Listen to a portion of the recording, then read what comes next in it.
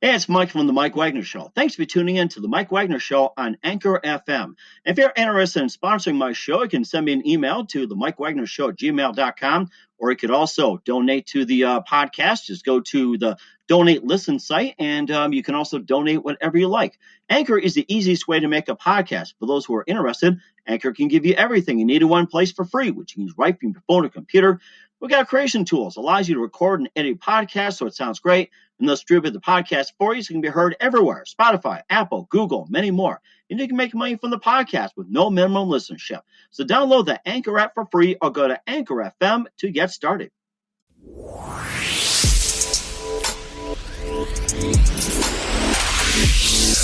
It's now time for the Mike Wagner Show, powered by Sonic Web Studios. Visit online at sonicwebstudios.com for all your needs. The Mike Wagner Show brings you famous celebrities and amazing people from all over the world. Listen online at themikewagnershow.com and on Facebook, SoundCloud, Spreaker, Spotify, and iHeartRadio. And watch the interview on YouTube. So sit back and relax and enjoy the Mike Wagner Show. Hey, Mike, it's the G-Man here. Hey, everybody, it's Mike from the Mike Wagner Show and G-Man, powered by Sonic Web Studios. Visit online at sonicwebstudios.com for all your needs. Look at a professional website without breaking your budget. Sonic Web Studios is the answer. Sonic Web Studios offers fast, affordable custom web designs at below the competition way. Call today, 1-800-303-3960. That's 1-800-303-3960. Or email to support@sonicwebstudios.com. Mention the Mike Wagner Show, get 10% off your first order. Sonic Web Studios, take your image to the next level. Also, the Mike Wagner Show can be heard on the MikeWagnerShow.com. Also, check our Facebook page, Facebook.com/The Mike Wagner Show. You can download and listen on Facebook, SoundCloud, Spreaker, Spotify, iHeartRadio. Also, Anchor FM, Radio Public, iTunes, Apple, Google Play. And take the Mike Wagner Show with you on any mobile device and subscribe to the Mike Wagner Show on the YouTube channel. We're back once again with the very famous comedian Allan Gitlin, the G-Man from the Jersey Shore. Of course, he's been in quite a number of movies, including a movie with Jennifer Aniston. He's also a Lyft driver, and he's been an actor, comedian for many, many years, and he's just got some great stories to tell. And, of course, he's got a very important story to tell as well, too, coming up around Veterans Day, and, of course, what happened on 9/11 as well, too, as we get close to the end of the year. And also, he's also been involved in a major project which got over 10 million hits. He'll tell you about that. He served in the armed forces. And before we get into all that, ladies and gentlemen, live from the Jersey Shore, just giving you an uplift to everything, Allan the G-Man Gitlin. G-Man, good morning, good afternoon, good evening. Thanks for joining. Mike. How you doing, Mike? What's going on, buddy? Hey, I'm doing great, G-Man. You happy day to you. So from the Jersey Shore, beautiful out and just very uplifting day, have to say. Yeah, it's about 80-something degrees here today. It's sunny. Very nice day today. Yeah. Similar to the day of 9/11 when 9/11 happened. So it's kind of weird, same kind of day, kind of. Okay, so you've been a comedian for quite some time, and you've been in a video which got over 10 million hits. You can tell us about that. Yep. But first of all, before we get into our Veterans Day special, you serve in the armed forces, and you have an interesting 9/11 story to share, and you can just tell us all about that. Yeah, well, my dad was in the hospital a couple of days before 9/11, and unfortunately he passed away at 3 o'clock in the morning. I'm so sorry. And my best friend is a very Jewish religious guy who goes to synagogue every morning to pray. And, of course, we weren't calling anybody, he died at 3 in the morning. We weren't calling anybody till like 10 o'clock, And he went to pray in the synagogue, and a gentleman, another prayer guy, said to him, "Would you stay a couple of minutes extra because I need a ride to the train?" And he said, "Yeah, I'm saying a prayer for my uncle. He's in the hospital. We don't know what's going on. He's very sick." And he was extremely close to my dad also. And by doing that, he was the first train not allowed to go into New York City. And he worked in Power One, so he would have been dead. Oh, wow. Okay. So that's there's more to the story, though. So his wife was teaching in a school where his 16-year-old daughter was going to school, and they called her over to PA, and she was crying all the way down the hallway, thinking that her father was dead. Of course, she was upset because she did know my father, but it wasn't her father. So it was a very strange situation, but very strange day. And it's a very strange day for me because I was very close to my dad, and I did go to I go to the cemetery every year on this day, and it was just a strange story. But my dad dying actually saved my best friend's life. That's very, kind of weird, but good in a way, you know. And of course, when the train stopped as well, too, what were some of the thoughts that ran through their heads if it wasn't for 9/11? Maybe like a power outage, or maybe somebody had a medical issue. What are some of the thoughts that people went through their heads that at the time was like first train stopped? I don't think he knew because they were in the synagogue, so they didn't know the news. You know what I'm saying? Mm-hmm. So they really didn't know what was going on. All they knew was they said the trains weren't running anymore. Uh-huh. So. And I happened to be the first train not allowed to go into the World Trade Center. Mm-hmm. So he probably would have been dead if he wasn't in the tower. He might have been crushed underneath everything, because the train, the path goes underneath at the time. Went underneath the World Trade Center. Mm-hmm. So he was going to take the train to Newark and then switch to the path and go right to the World Trade Center. Mm-hmm. So it's kind of weird, kind of interesting, Right, exactly. And plus, when you first heard the news, like when the first plane hit, what were the first thoughts that ran through your head? Well, you know what? I was in a funeral home, and the guy said something hit the World Trade Center, and he had the TV on, and then the second one hit. We actually saw it from the funeral home. We were making funeral arrangements, and we had no clue what the hell was going on, Uh-huh. So, it was it was just a weird day for us completely. We've been up all night. Like I said, he died at like 3 a.m, so we were up all night. It was just a crazy day for us, really was. Mm-hmm. Now, were any of your friends or other family members, were they affected in any way by World Trade Center? In other words, it's like, say with family, like so-and-so, passed away, so-and-so survived, and maybe a similar story. I can show you mine in a minute. Well, my brother-in-law, my two sisters were here, and my one sister lived in St. Louis, and she had flown in the day before. And my brother-in-law, we actually held the funeral up for him, and they wouldn't let him through where the plane hit in Pennsylvania. And he had to tell him, listen, they're holding the funeral up for me because my father-in-law passed away on that day. And he finally got somebody to listen to him, and finally they let him through. But it took him like 3 or 4 days to get here because they wouldn't let him through. Mm-hmm.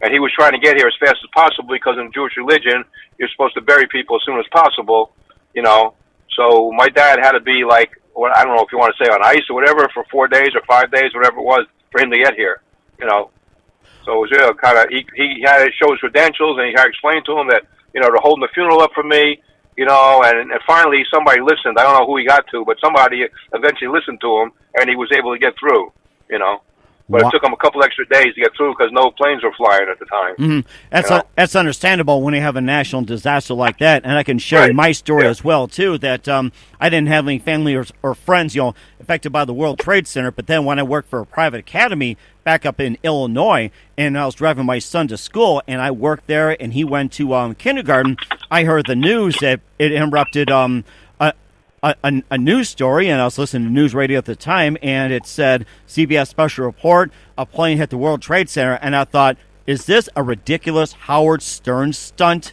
It's just like, they're known for, such shenanigans like that, or it's like maybe Mancow did a stunt like, hit a helicopter, maybe like one of those toy planes or something, and then a second plane hit, and I thought, okay, is this really a joke or what? And I was really scratching my head. And then the third, when it hit, it was given over the radio. Of course, I had to listen to radio during the commute to the academy, and I said, something's going on. I don't know if the airlines aren't doing their job. I'm trying to think. The radar went out. Was it control towers problems? And then the fourth, it was on the verge of hitting the Pentagon, but it crashed in the field. I said, this is getting ridiculous. And then we found out the real news. And I just said, this was just unbelievable. And also, I was going to tell you, too, that I knew of a guy that I worked with. His cousin was working in accounting in the trade, and he called in sick that day. And if he went to work that day healthy, he would have been dead. So luckily, he was sick, but felt bad for the guy who took over. And then the second one that I knew that he was looking for a multi-billion-dollar deal, and he worked in import-export trade, and he was trying to look for a deal and was getting close to broke. And then he was working with some Asian company. It was up in the 110th or 120th floor, like the very top of the trade, and they were ready to close the deal. And by the time they were ready to close the deal, the phones went dead, the plane hit, and the deal was dead. That was just sad. Crazy shit, yeah. Oh, There's a lot of crazy stuff went on that day, you know. Mm-hmm. And of course, I thought about as well too. If we were to go live as well, like take some calls and just share some stories. But we've seen a lot of it on Facebook already too. So this will go on and everything else. And of course, and of course, we just want to say our thoughts and prayers are still with you guys, and we're all praying for you as well too. And let's all pray for each other affected by the World Trade Center. Yep. Yep, that's right. And, you said about I was in the service. I wasn't in the service. I missed the draft, but my number was 308, and I never got called. But I do wear a POW bracelet from Vietnam. I bought it at the age of 17. I am now almost 67, and I wear it almost every day. The gentleman was the first pilot shot down in Vietnam. And hold on one second. And his name is Jefferson Scott Dodson. He was a lieutenant. They made him captain when he got shot down on 8/9/69. Mm-hmm. And they found his body, his bones, and his co-pilot bones in Laos in 2002. He does have a daughter who's on an air base in England somewhere. And I did try to send this to her, but she will not contact me back, so I don't know what the problem is there. I would think if it was my father, I certainly would want it. Mm-hmm. And I wear it almost every day. It's part of my watch, like my watch and that goes on together, kind of, Mm-hmm. And it's pretty cool. It's 50 years old, and there aren't that many left because I bought it for like $15 or $20 when I was out of high school, like 1 week. Somebody was selling these things for the people in Vietnam missing in action. And from what I understand, this guy was the first pilot shot down. Wow. So I don't know if that's true. I don't know if it's true or not, but I've had the bracelet over 50 years, just about 50 years now. Mm-hmm. I graduated high school in 1969. I was 17 years old. I wasn't 18 until October. And I've had it on off and on. But I've worn it the last couple of years, almost every day, the last 5 or 6 years. Wow, that is something. And of course, you talked about graduating in 1969 as well, too. And of course, it was such a tumultuous time. You had the riots and everything else. And was there a lot of demonstrations at your school at the time? Was it nearby? And how many demonstrations were against Vietnam? We had demonstrations, but it wasn't too terrible by me, but there were demonstrations, and we had some riots here and there on different things, some racial riots, in Newark and in Red Bank and some of the Patterson and a few other towns, around, it was the times. It was a tumultuous time for our whole country, and I lived through it, good or bad, and you had Woodstock, and you had a lot of stuff going on, and free love, and all this other bullshit going on. Uh-huh. And you had to pick through it. I had a cousin who nobody has seen since he was 21 years old. He thought the communists owned everything, and his father had a lot of money. He had a scholarship to Boston University, football scholarship. Mm-hmm. And he walked away from it and walked away from everything and everybody.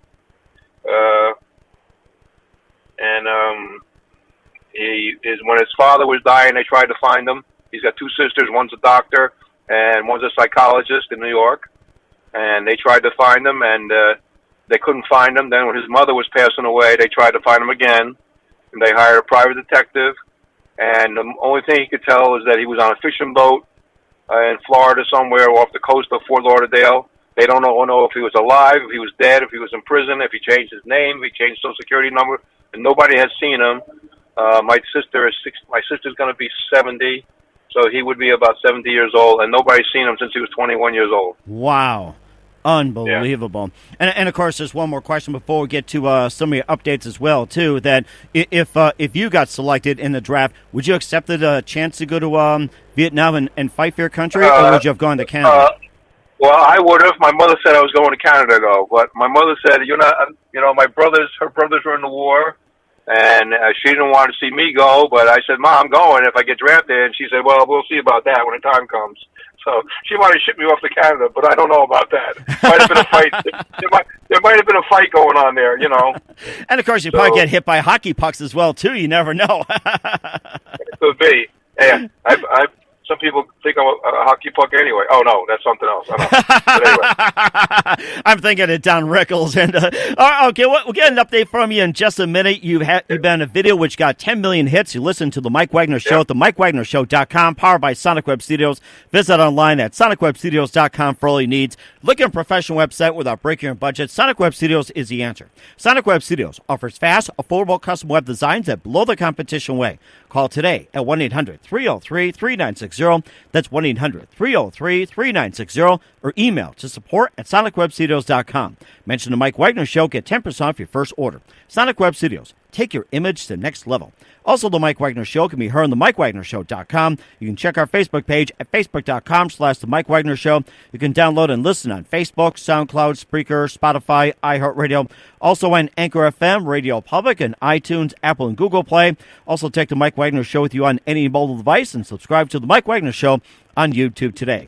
We're here with comedian from the Jersey Shore, Allan the G-Man Gitlin. He was talking about his 9/11 story for this Veterans Day special, and also had some Veterans Day stories with family, friends, and everything else, and wearing a bracelet he's had for the past 50 years, and you can also look up that. But other than that, he's had a really good run lately. He's been in commercials, he's been in movies, and the big news for the G-Man, he's in a video that he's part of, and you can judge him or not.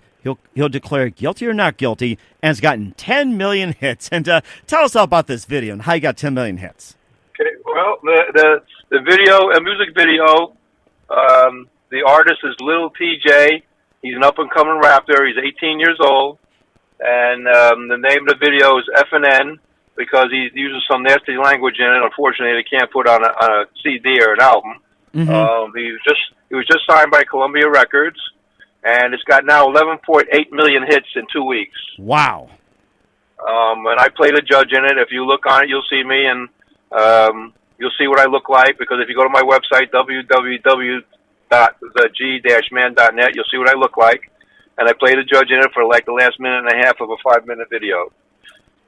Really cool, very nice kid. I met him. He was in the witness box, and I said, "Hey, little TJ, you're talking to everybody but the judge, man. If you want to get off, you better talk to the judge."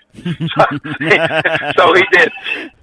He actually did get off. He actually did get off, to the surprise of the prosecutor, who was pretty cool. But it was a really cool video. And I've also done in the last couple of months a movie called Kurt. I was an extra in that, and supposedly that's sold to Netflix already. That was a really cool shoot, very nice shoot, done in Harlem in New York City. And I have a funny story about that, actually. I didn't know where to go. It was on St. Nicholas Avenue in the Bronx, in Brooklyn, in Manhattan, which is way up in Harlem. And so I asked the guy in Madison Square Garden. There's a guy who's like a guide. He tells you where different subways go and all that, if you're not sure, and what subway to take to this street or that street or whatever.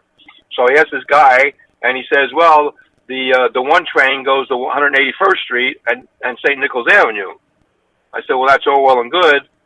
And so I take it. The only problem was they were shooting at 127th Street and St. Nicholas Avenue. Oh, no. That's 53 blocks. Okay? So me being in such great shape as I am, or either that or I'm dumb, one of the two, I don't know, I walked 53 blocks an hour and 15 minutes. Wow. In 95-degree weather. Oh, that is dedication, and I'm sure they appreciate it for it. It's like, we'd love to have you on, and I'm sure they showed a huge gratitude of thanks. It's like, 115 degrees, and walking that many, it's like, I don't know if many of us can do that. It's like, that's amazing. Yeah. Yeah, and I thought I was going to be 2 hours late, and they didn't shoot this. They didn't start to shoot till I was there about 2 hours after that before they started to shoot, and we worked till like 1 in the morning. I actually got overtime. I got there 2 hours late and got overtime. Figured that out. I don't know. It's kind of weird, you know. And I was in also. I'm also in an episode.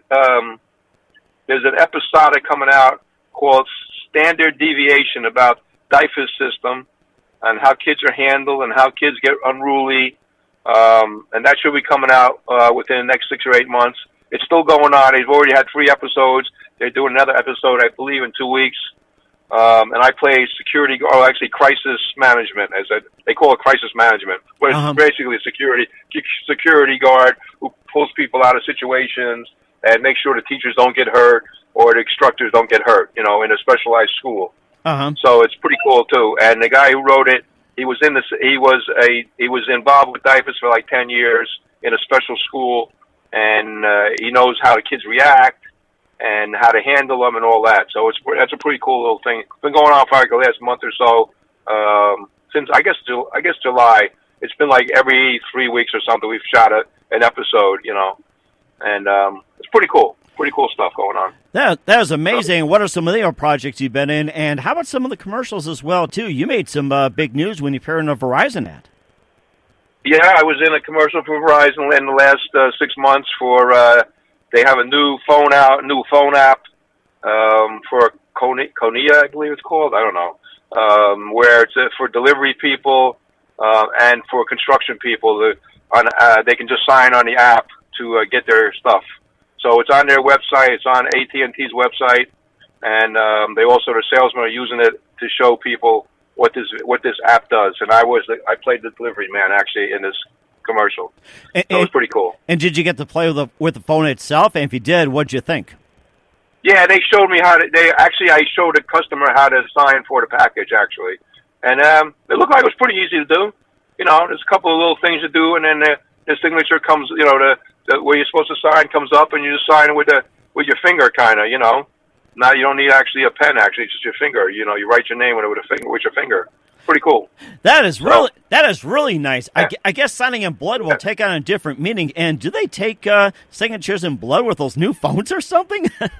I guess so. Yeah, it's probably called a blood phone now. There you go. Yeah. Instead of Galaxy 8, it'll be a Blood 8 or something. You know. Yeah, Blood 8. Yeah, exactly. All right, we'll talk about your upcoming projects, and if you got some lift stories, that'd be great. But first of all, you listen to the Mike Wagner Show at the MikeWagnerShow.com, powered by Sonic Web Studios. Visit online at SonicWebStudios.com for all your needs. Look at a professional website without breaking your budget. Sonic Web Studios is the answer. Sonic Web Studios offers fast, affordable custom web designs that blow the competition away. Call today at 1-800-303-3960. That's 1-800-303-3960. Or email to support@SonicWebStudios.com. Mention the Mike Wagner Show. Get 10% off your first order. Sonic Web Studios. Take your image to the next level. Also, the Mike Wagner Show can be heard on the MikeWagnerShow.com. You can check our Facebook page at Facebook.com/The Mike Wagner Show. You can download and listen on Facebook, SoundCloud, Spreaker, Spotify, iHeartRadio.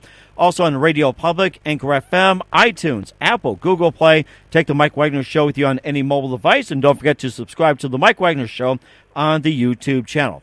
We're here with a comedian from the Jersey Shore, Allan the G-Man Gitlin. He was talking about his 9/11 story, a little bit about some of the Veteran Day stories involving family and friends, and a really cool update about his appearing in a video, being the judge and you be the jury to the side, where it's gotten over 11 million hits and just keeps going and going. You know, quite a few films and quite a few commercials. And tell us about your upcoming projects and what do you got in the works for us? Well, I'm trying to put together a comedy act with a black guy. I think I told you this once before, where he's going to be Frank White and I'm going to be Willie Black. Mm-hmm. And it's going to be called the Unpolitically Correct Comedy Duo. And it's going to be picking on both races. For example, one of the bits is that I'm Jewish. So he asked me as a Jewish guy, what do we do on Christmas Day? And I say, well, we go to the movies and eat Chinese food. And what do you do as a black man? Well, we're robbing your house, so you're at the movies and eating Chinese food. We're gonna rob your Chinese food. I love it. You know, while you're there, we're gonna be robbing your house. You know what I'm saying? So, it's gonna be funny stuff. It's gonna be edgy. We're going to have a disclaimer that says if ethical humor bothers you, you better leave now because it's all going to be about black and white because I think All in the Family and the Jeffersons and the Good Times were extremely funny shows back in the day, and people are afraid of that now, and I don't think there's anything to be afraid of because everyday life is funny, and we do look at things differently from the two races, you know. We have a lot of things that are different and are actually kind of funny, you know, if you think about it, you know what I mean? So it's not, listen, humor is made to be funny. Comedy is made to make you forget about what's going on in your life. So, we're not trying to pick on anybody. We're not trying to pick on any race or color or creed, whatever, but we want it to be funny. And it is funny, you know? So I'm trying to get that together. And, of course, I have some lift stories that just happened just recently, which is extremely funny. I had one happen just like 2 weeks ago, and it's extremely funny. And I'm going to tell you about it. And when you hear it, you're going to be hysterical because if it didn't happen to me, I wouldn't believe it, okay? So what's that phrase you use? It's like you can't make this stuff up? Yeah, you can't make this up, no. So I pick up this lady, and she says to me, I haven't eaten in 3 days. Could we go to Burger King? There's a Burger King nearby where I picked her up. I said, sure. I'll take you to Burger King. You order a couple of hamburgers, and we'll go on our way. So I drive in the drive-in. Well, she proceeds to order number 6 or 7, whatever. Anyway, it's $10.55 worth of food. The only problem is she doesn't have any money. Oh, no. So now I got a bag coming at me with a drink, and I'm like, I got to pay for it now, because, the lady has no money. And then she continues to say, well, I do this with all the Lyft drivers. Oh, jeez. Right. So I take her home, and the ride is $17.10. Okay, so I got basically zipped out of. I made $7 on this freaking ride. Okay. Wait. So I email Lyft, and I say, listen, this lady ought to be charged for this, or I want my money. And they're like, well, that was very nice of you to buy her food, but guess what? You're out your $10, and I said, and I don't want this lady in my car again. And I explained to him that she's been doing this to every Lyft driver that's picked her up. Oh, I mean, you feel sorry. If somebody, says they haven't eaten in 3 days, you feel sorry for them as a human being. You know what I mean? I want to send them a star. You know what I mean? So I'm thinking she's going to buy 2 hamburgers, maybe. She ends up spending $10.55, and then tells me she has no money.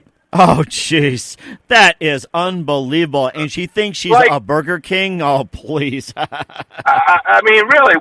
So she's doing this to every driver who picks her up. Okay? So every Lyft driver is getting screwed. Okay? So I told them, I don't want this lady in my car again. Oh, my gosh. That is unbelievable. You can't make this up. You cannot. You can't make this up. I think I've heard just about every story. I think this tops it all. So. I mean, what do you think? And then you tell me that you do this all the time. Why? If you did it to me, why would you tell me you do it all the time? Sometimes you'll wonder, what are they thinking? And, oh, my gosh, I think I've heard some stories like that. I've encountered a few myself, but when you're trying to tell corporate, it's like they take it a different way. It's like, go figure. Oh, my gosh. Right. So I don't know, I don't know what they're going to do about it. If I was them, I'd ban her from Lyft, but that's up to them. I can't tell them what to do, Mm-hmm. I told them I don't want this lady in my car again because I'm not eating $10.55. Hey, I don't mind buying my girlfriend $10.55 for somebody I don't even know. That's I'm pretty generous, but now I'm not that generous. $10.55 doesn't mean a lot to people, but oh my goodness! No, you know what? It wasn't a $10 that she was trying to get away with it. You know what I'm saying? And you've been doing this to every Lyft driver that picks you up, and you told me that. But you didn't tell me that until after I paid for the meal, though. Oh, Well, I guess a lesson to Lyft drivers: beware of who you pick up. And I hope this gets out to a lot of Lyft drivers. Maybe they'll learn a lesson or two. It's like, watch who you're buying for, I have to say. Or maybe you could say, hey, why don't you buy me hamburgers first before we buy you hamburgers? Let's Right. try that. Right. Oh, Well, my actually, what she got in the car, and she said she hadn't eaten. And I said, well, I don't have any money. And next thing I know, she goes, will you take me to Burger King? So I'm thinking, okay, she's got money, you know. Uh-huh. And then I think she's going to order 2 hamburgers maybe and a soda, and she ends up spending $10.55. You know, I'm like, really? And then she tells me when the bag's coming, I don't have any money. I'm like, well, now what am I supposed to do? The guy's giving me the bag, you know, and a cup for and a medium drink or something. What am I supposed to do now? You know, tell him take it back. I can't tell him take it back now. You know. Oh my gosh! Of all the people, and I think you've had some more uplifting stories as well too, but that tops it all. I'll tell you that. And I think I really like the one that you told as well too. Maybe you can just rehash a little bit, and maybe some other ones. It's pretty funny actually. You should do a show called "Uplifting Stories," stuff that you can't make up. Right. Which story? Which story are you talking about, Mike? Oh, let's see. I'm trying to think of the one that. Oh, geez, I think I'm drawing a blank. Well, there's a couple. Here's one of them. I pick up a lady, and she's very pretty, but she's very huge. Mm-hmm. Okay. Now, I used to be in the car business, so she's telling me she's looking for a car, and so I say, listen, if you're gonna get a new car, you lease it.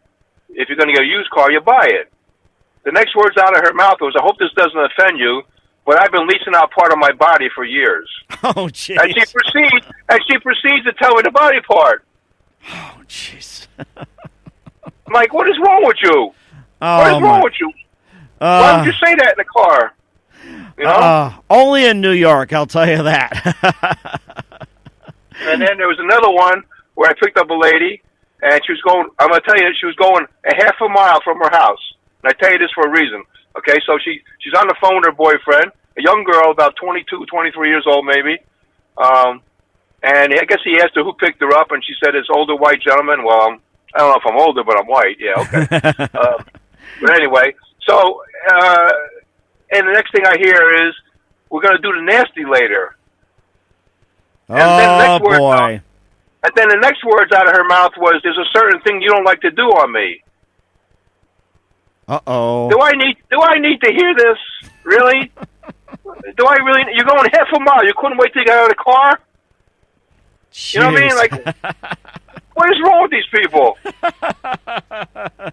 Oh, my gosh. I guess it kind of explains with society and everything else. They're looking for attention and everything else. But I have to say this. Oh. Just sheer stupidity, you know? I mean, what is wrong with these people? Oh, my God. Do you not have any filters? Do you not have any ethics? Do you not have any common sense? I don't know. What is it? Uh-huh. I think I have to say it's that in New York you can get away with just about everything, but be thankful it's not Las Vegas. It's like whatever happens in Vegas stays in Vegas, but social media, it just gets out all over. So I guess that's another lesson for Lyft drivers. It's like they do something like that, yeah, watch out. And make sure it's not a burger too. So oh my crazy! I mean, just crazy stuff. You know, just like, do you not have a filter? Do you not have a filter in your life? Do you not have some brains in your head, or what? Unbelievable, unbelievable. Well, there's one more that I can tell you real quick. So I pick up this guy, and I had an Explorer at the time. I no longer have my Explorer. I have an Audi now, but I had an Explorer for a couple of years. And so I have this Explorer. It's a 2013, and it's a real nice car. And I pick up this guy, and he's sitting in the front with me. Oh, no, he's sitting in the back. And it's a share ride. So I pick up this young couple, about 22, 23 years old. And now the Explorer back seat is pretty big. You know what I mean? It's a pretty wide car. So they say to him, could you come sit in the front? So he sits in the front, and I drop him off. And I turn around. And I notice he's got his hand in her private area, and she's got her hand in his private area. And I'm saying, where are you guys going anyway? Well, we're going to a courthouse because he's got a judgment against him from his ex-wife or girlfriend or whatever about a kid. And so when he gets out, he adjusts his underwear. And I just sat there and laughed because why would you do this in a car that you have no idea the guy in front of you who he is? Like, what is wrong with you? Oh, my goodness. Oh. I just was amazed that somebody would do that in a car with a stranger. You went total of about 5 miles with this guy.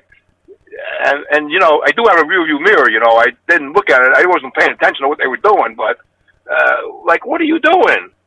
What are you doing? Where are your ethics? Your I don't know what you want to call it. Your morals or something. I don't know.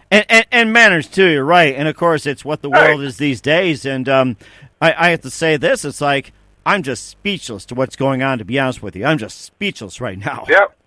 And all I hate to say this, it was all people under the age of 30. Uh-oh. I guess what I don't want to blame. I guess what I don't want to blame millennials. What? I guess we'll put our own warning labels on it. Maybe call it the Mike Wagner Politically Incorrect Show or something with the G-Man. It's like, oh my gosh, all things, you know. But like, I have to say this. I don't want to pick on young people, but you know, it's all young people under 30, which is ridiculous. I don't get it. You know. Right. So. Yeah, we'll talk about that next time as well, too. Maybe a little comedy skit as well, too. And once again, G-Man, just want to say a big thank you for your time. Allan Gitlin, the comedian from the Jersey Shore. Tell everybody again what's your upcoming projects, what's your website, and how do people contact you? You can get a hold of me on www.theg-man.net. Also, my Facebook page, The G-Man Cometh Too. I always have, on Wednesdays, usually have Wacky Wednesday, and I usually have a positive note. Today is an exception only because it's 9/11 and my dad passed away, so I had a little thing about him passing away on this day. Otherwise, it's always positive and upbeat. And if you read my posts or you see my Instagram, it's always positive on a Wednesday. It's called Wacky Wednesday, and I always post it to Instagram also. So that's great. It's Gitlin Allan on Instagram. That's great. We're looking forward to that, G-Man. Just want to say a big thank you for your time. Look forward to having you on again. And do us a favor, keep this up to date. It's always great to have you on. You definitely make me laugh and really uplifting, as I say. Thanks again. You've been fantastic. Thank you, Mike. Appreciate it, Mike. It's a pleasure anytime, buddy. Just let me know when.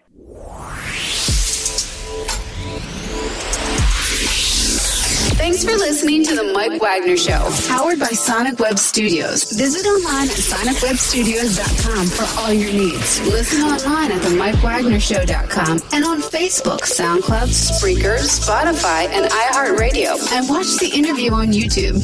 Also, become a sponsor of the program and or donate today at themikewagnershow.com. Join us again tomorrow for another episode of The Mike Wagner Show.